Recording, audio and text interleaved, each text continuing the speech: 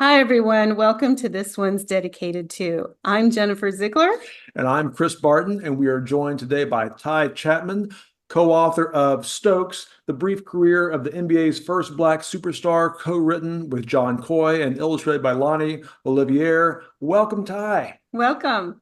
Hello, thank you so much for having me. It's an honor to be here. We're thrilled to have you with us. It's great to see you here. So to kick us off, could you please read aloud the dedication? Absolutely. There are three, but I'll read my own. For the hoopers and the writers and the dreamers, y'all got next. All right. So you're obviously a writer. Are you a hooper and a dreamer as well? Yes, I've always been all three of those things. I've always been a little head in the clouds, ever dreaming about creative pursuits and things I would like to do. And at least since I was a teenager, I've always been a basketball player as well. Which came first, the dreaming, the writing, the basketball playing, and how did that work? How did that play into your growing up? Yeah, honestly, I hated sports as a young person. It was too much work, and I didn't like running, and I didn't like being touched by other people. So it wasn't until I was in high school that I really found basketball, and it wasn't until I was an adult that I even liked it that much. But so definitely the dreaming came first, that storytelling that we do with action figures or dolls, creating our little worlds, creating our little stories. So I've always been dreaming. And I've been writing since I want to say six, something like that. I always loved Calvin and Hobbes and Captain Underpants and things of that nature. And I thought I was going to be the next Dave Pilkey or Bill Watterson. So I was making my own comics in class when I was really young. And why was it important for you to dedicate the book to other writers, dreamers, hoopers?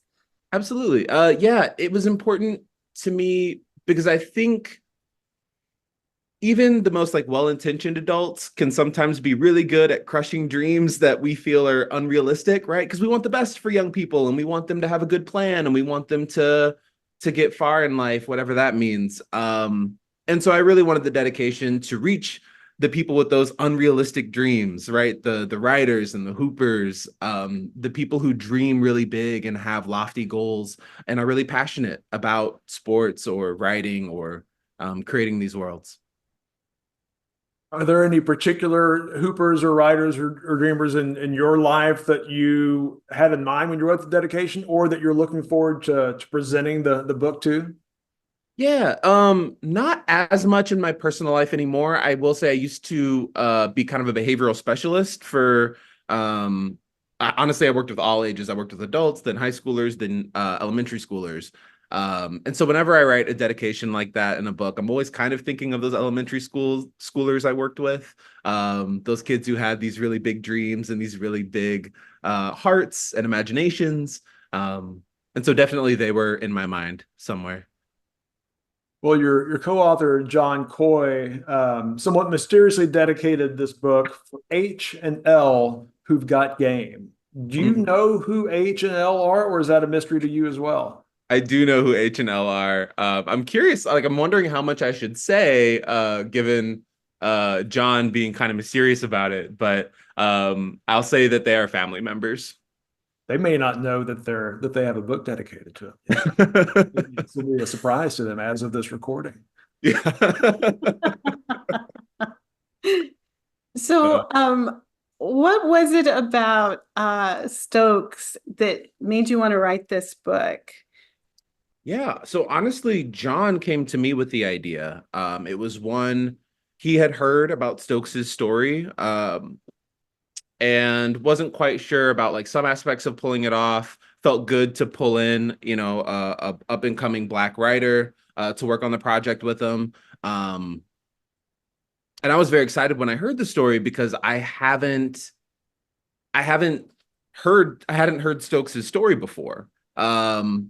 Despite being a huge basketball fan. And so I think what really excited me about this story was that it felt a little untold. Like there were some news articles that deep down in the internet when I did some researching. But other than that, no one really knows about Stokes. And he's described as the LeBron James before LeBron James. Like, he was incredible. And so getting the chance to tell his story that's been kind of hidden or overlooked was a huge honor. And John lives relatively close to you, doesn't he? Yeah, we're both in Minneapolis. So both in Minneapolis, both writers, and John has written about basketball before. It seemed like it was only a matter of time before y'all did something together. Absolutely. Absolutely. Yeah. Before I even published my first book, he was kind of looking out for me, being a mentor figure. We'd go on walks together. And every time we went on a walk, our conversation would eventually turn to basketball and the NBA. And so it really did feel like a matter of time before we wrote some kind of basketball book together. So he's also a hooper and a dreamer? Oh, absolutely. Maybe more so than myself.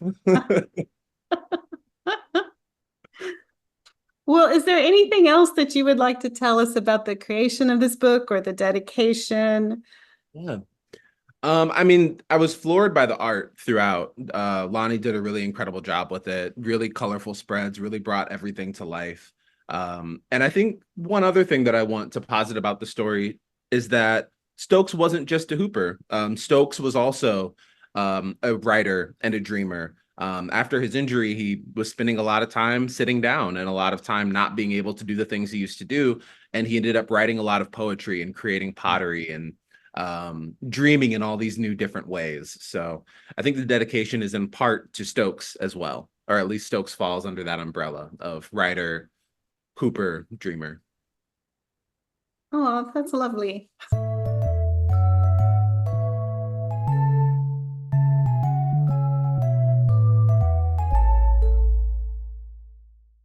There are always these people in whatever field that may not rise to the top, or they don't rise to the top and stay there for various reasons, but who have such a huge impact on other people who then go on and become names and influence a lot of people. And so that line of the superstars throughout the years, all the way up to Steph Curry, that was really impressive.